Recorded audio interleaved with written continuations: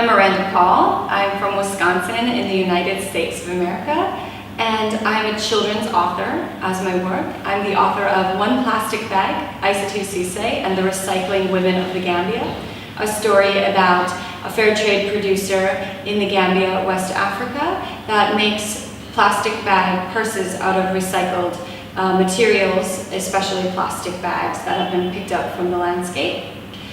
I also am a Fairtrade advocate. I began my work in Fairtrade just before 2007, but had been a supporter and consumer of Fairtrade products long before that.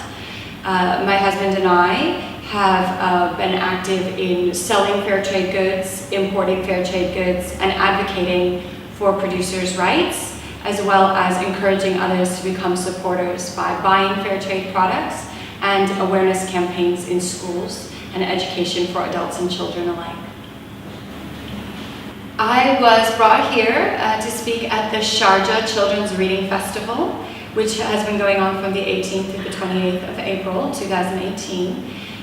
This festival is remarkable. I've seen so many children, hundreds of children personally that I've spoke to in my presentations. I visited schools, but I've seen thousands of children at the festival. And to see a festival like this that's bringing children to books and books to children and authors to children and all different kinds of people in media and communications has really opened up their minds, I think, to the possibilities of books and the possibility of the ideas within the books, including books about environment, books about helping others, and books about things that might just expand their knowledge of the world. So it's really remarkable. I'm very grateful for the opportunity to have come here. I love the time here. Everything is new and shiny, and it's beautiful. From the landscape of the desert to the coastline, and the people have all been very welcoming. I've enjoyed my time, and I hope in the future to get an invite to come back. That would be lovely. I'd love to share more of the books with students, but also I learn from them as well. I think the first thing that Fairtrade means to me is that Fairtrade equals honesty. When you want to know where something comes from, how it's made, who made it, those are things you don't always get when you go to the store. And children especially, who I work with a lot in schools, are baffled by even where their food comes from, who made their clothing, the electronics or gadgets that they have. Sometimes there's a lack of awareness of what's even in it. And Fairtrade is the exact opposite of that. So Fairtrade is honesty, it's openness, and when you boil it down, it's humanity at its best. We are the best versions of ourselves when we are buying Fairtrade and supporting Fairtrade, because that honesty and that openness between producer and consumer, that transparency, is ultimately what will foster friendships around the world. And with those friendships and that unity, those are the only way that we can solve global problems. Things like climate change, environmental issues that we're facing, conflicts. It's each other that really we need to hold on to. And through the goods that we buy, that's where a lot of interactions happen globally. They're already happening millions of times a day.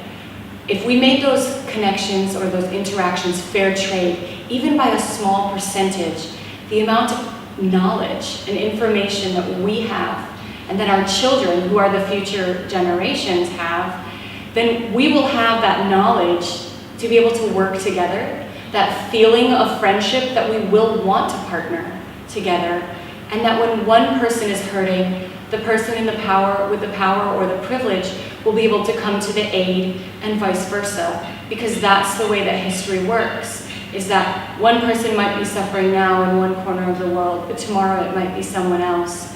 And when we have that reciprocity, that information, that honesty, then we will have that humanity. And that's really why Fairtrade to me equals humanity. I think that any time that you're looking to jump on board or support a movement, it's important to look locally first. who in your area is interested in the same social issues. If you're looking to buy ethically, look for stores and organizations that have sustainable or environmentally sound products. Look for organizations and stores that are interested in supporting social justice issues. The little Fairtrade shop is in Dubai, and you can order online from them. I know that they have representation at several fairs and events. And that's important, is look for the people in your area who are already like-minded, and you will find you'll have greater success. That's how communities work. That's how movements grow, is you find the people in your area, think locally and act globally, and then act locally and think globally as well. I mean, it goes both ways.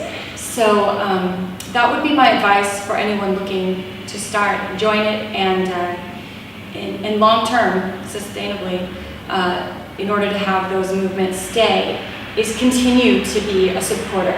So don't just buy ethically once. Think about all the things that you buy and all the times of the year that you buy, and see if you can spread that out and continue to make purchases and be a repeat supporter versus a one-time buyer.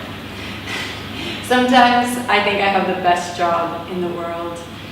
It's rewarding to go into a school, find children reading my books, reading about Isatou Ceesay and the recycling women of the Gambia, reading about the water cycle, reading about kids around the world and how they go to school. And then something unlocks in their head where they realize they too can make a difference. And they'll write me letters, or they'll start campaigns in their own schools, recycling campaigns, composting, skip the straw, reusable bags. Whatever it is, they start realizing that information is power, information is a springboard to action, and when they send me letters and photographs about how the books that I write have inspired them to write something of their own or start an advocacy program of their own, I just see that something that I've done will continue to go on for a long time as new generations continue to read these books and then be inspired. And getting to hear from them is just a rewarding part, because when you're working on anything at the grassroots level, in advocacy, sometimes you feel like you're swimming upstream and not getting anywhere. And in what I do in my line of work, children are some of the most generous beings on the planet, that they will write to you, they will tell you exactly how you influence them. And to get to have that praise and that affirmation, a lot of activists don't get that. And I hope that they might be inspired to know that they are making a difference, and that kids are listening, and they are doing because of what we are influencing them or sharing with them to be able to do. Absolutely. My husband, Baptiste Paul, and I have a co-authored book coming out in 2019 called I Am Farmer. It is about an environmental activist in Cameroon, Africa, and he's been working since about 2005 on the organic gardening movement and sustainable water movements at the very grassroots level in rural northwest Cameroon. His environmental efforts have been remarkable. He's won some international awards, and we're very happy to bring his picture book biography to readers around the world.